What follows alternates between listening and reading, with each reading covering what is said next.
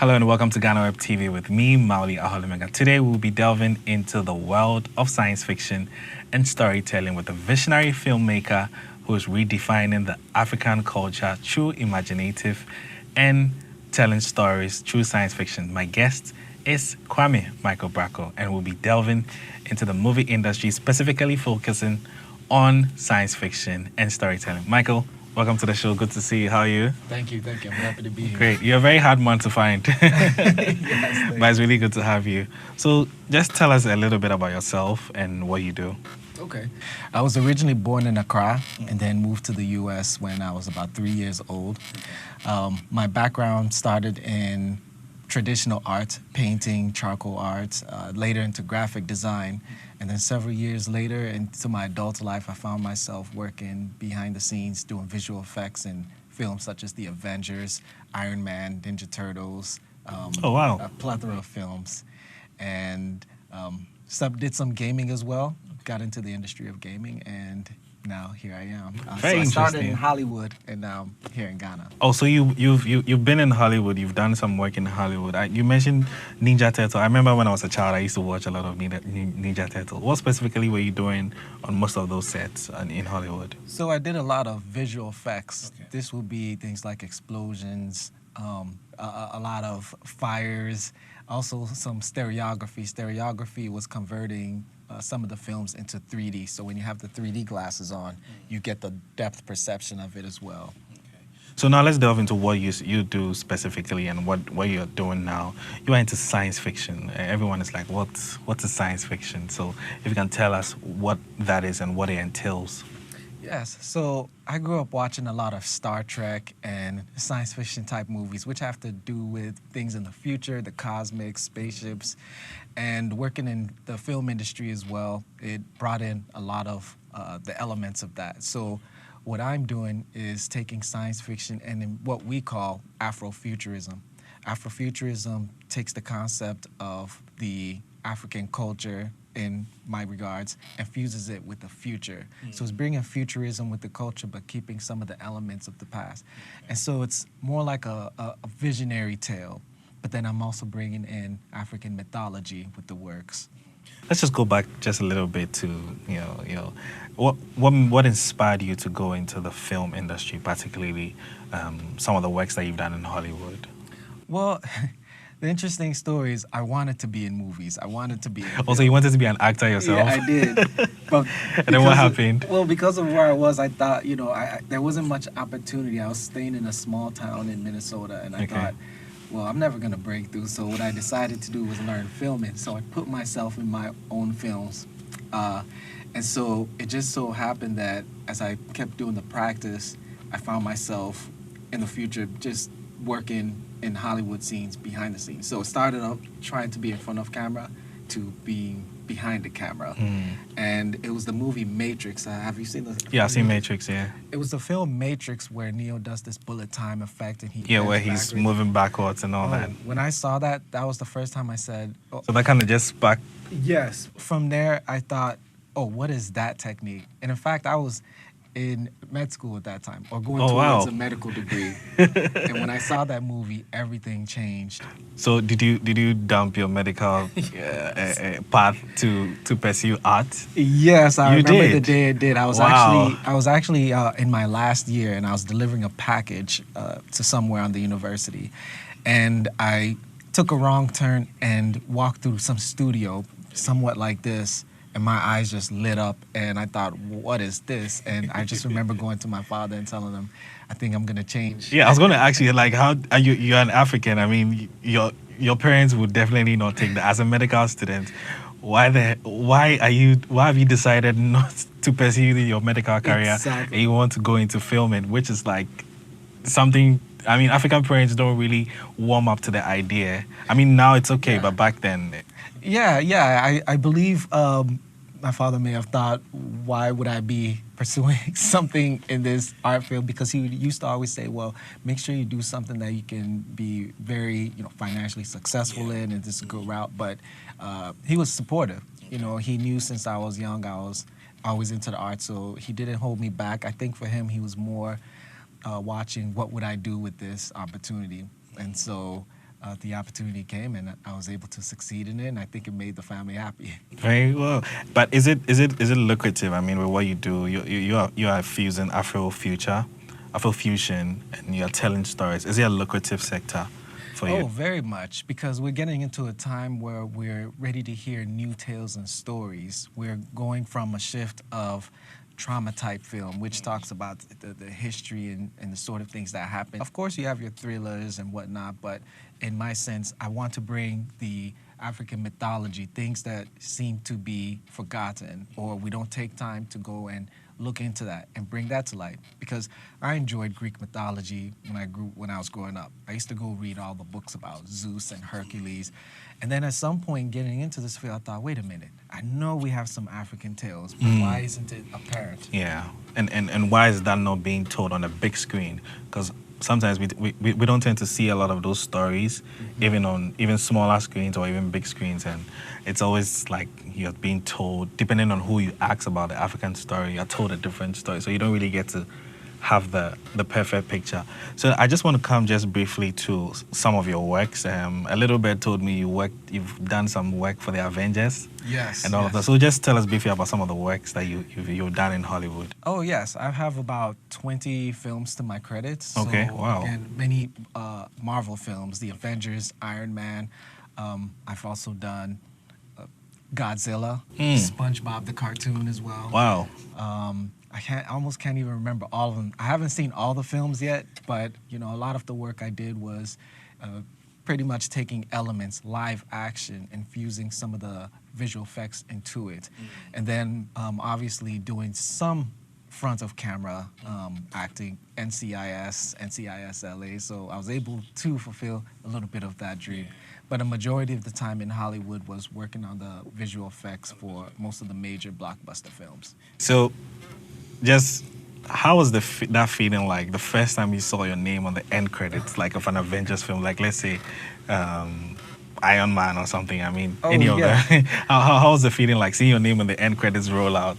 Because the Marvel movies, they'll show a scene before the end credits itself comes and all of that. How's the feeling like for you? Oh, I remember. I actually teared up because to me, seeing that, I executed something that I felt a lot of people didn't think I could do. From the moment I left the job that I was doing in Minnesota and saying, well, I'm going to find a way to get myself in these film credits. When I sat in the credits and saw my name there, I do remember my heart pounding tears, and I said, I actually did it. You did it, yeah. I broke. And as a black man, too. As a black man, too. And that was a studio of about 300 people that I worked with, and only 4 of us were black. And to have your name on the end credits of an Avengers movie, yeah, that's quite big. I remember looking around the theater and saying, I wonder how many people know a Ghanaian has his name on here. Yeah. Because, something to be proud to be Ghanaian, but then proud to be working on such a film of a large scale. So now let's come to some of the works that you've done. You have a very intriguing name, The Lost Comb of Mawu. Yes. Are you aware? Because my name is Mauli. So just tell us briefly about The Lost Comb of Mawu and what it entails and how you came about with this inspiration and this whole idea. Okay, well, The Lost Comb of Mawu, interestingly, during COVID, I know so many people have stories that started from COVID time. We couldn't get out. I had a comb and I broke it. And I had a 3D printer at that time. So I thought, instead of, buying a comb, let me go ahead and print one. So I printed one, and then the artist in me thought, well, let me see if I can design a special comb. I did that. It ended up selling out as I did a bunch of productions. During just the COVID period? Yes. Wow. So these combs are selling out. At the same time, I was working on some visual effects. I was trying to improve my skills on visual effects. And what happened is there was a segment of a moment that I was working on some cosmic art. I don't know if you've heard of NFTs. Yeah, I have, yeah. Yeah, so I know around NFTs, that time, yeah. I started delving into that. Yeah, so another time was booming as well, just was. right after the COVID period, 2021, 2022, yeah, it was. Exactly. So I was doing all these visuals, and then I thought to myself, I'd like to Sell your art, storyline. Yeah, so I was selling the art, but then I also wanted to start building a storyline. And then how the story of Mawu came is when I started thinking of African mythology. I was going in the books and trying to find these mythological beings from the past. And I came across, I almost can't remember how I came across the name, but I remember coming across the name Mawu, which was like the goddess of life and creation. Yeah. And so I thought, okay, why don't I fuse this mythological being With their comb. Yes, and then it came about with the story of how, you know, she created the worlds on earth, and then she created a man being who would take this comb, don it in his afro, and then once he donned it in his afro, it would ground him. Because there is also a lot of magical elements of our hair that we don't even understand. Yeah, it's a very peculiar part of everyone's ideology. Exactly. So I thought I'd like to try and find a way that I can not even enhance. I wanted to highlight our culture. Tell a story. And highlight our features, be proud of our natural hair. How we look like and all that, But use the comb as a talisman, something that could be used into harnessing a particular type of power, but also being able to use the combs to tell stories of around Africa, the different types of combs they were, you know, how royal combs or combs depending on the texture of your hair, but really fuse the African mythology. And I wanted to drive people to go in and start saying, oh, who is Mawu? And start asking questions. For people to become more curious about some of these characters and all of that. Yes, exactly. So basically, what you're doing is also sparking some curiosity about people and also our African culture in itself. And I'm sure with doing that, you've had some challenges, right? Yes. What have been some of those challenges, and how have you been able to tackle them? Particularly what you're doing, visual effects, you know, to gaming, bringing images to life and all of that.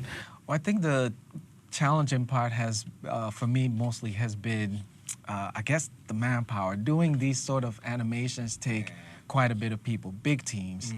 And I, at this time, was doing, you know, everything yourself. Yeah, about 15 to 20 people, everything from scoring to the 3D modeling, animating, narration, the music. So that had been the big challenge. And so it made the production much longer. However, it was worth it. It ended up winning a pretty prestigious award in the U.S., which took it to where it's going. And yes, in terms of the technology, having the equipment to run such high-end, detailed graphics and all of that. So briefly, I just want us to talk very briefly. Do you have plans of like going into gaming? Because that space is also very lucrative, and I think I've seen some of your works and what you've done. I think it will really be good, you know, if you venture into that aspect. But what do you make of the gaming sector? Do you think, particularly for African storytelling, do you think that's a very lucrative area? Oh, absolutely. Absolutely. I'm a gamer myself. And when I was making these animations, a lot of the feedback I received was, hey, is this a new game coming out? It looks like, you know, a cinematic for games. And I've always thought of getting into gaming as well. I do feel that Africa has the potential to take a large tap part into the game, Yeah, there's so many stories and visuals that we have, our environments. And so it's just a matter of, you know, us getting our heads together and just putting these things. So I could see myself taking this story to the next level and building off of that as well. And getting the opportunity to work in the gaming field, I've gained some knowledge which could at some point help. Yes, exactly. Okay. But what about the cinema? Because, you know, cinema is quite big. Do you think there's a market or there's a niche for science fiction, African told science fiction stories? Yes, oh, definitely. I think, you know, being able to branch from a lot of the storytelling that's currently happening now, but being able to tap into the minds of seeing that. Because one of the things, if you notice in many Hollywood films, or many films around the world, when you see films about the future, you don't really see people that look like us. Yeah, it's true. You always see some alien-like, I mean, something always very different. As if we don't have a culture that we don't exist. So I think it's very important that we start to look at these films and thinking beyond and saying, oh, well, we're part of the future. We have people that are engineering these things, that are, you know, into these robotics and all the kind of futuristic things. We have to see ourselves in that capacity.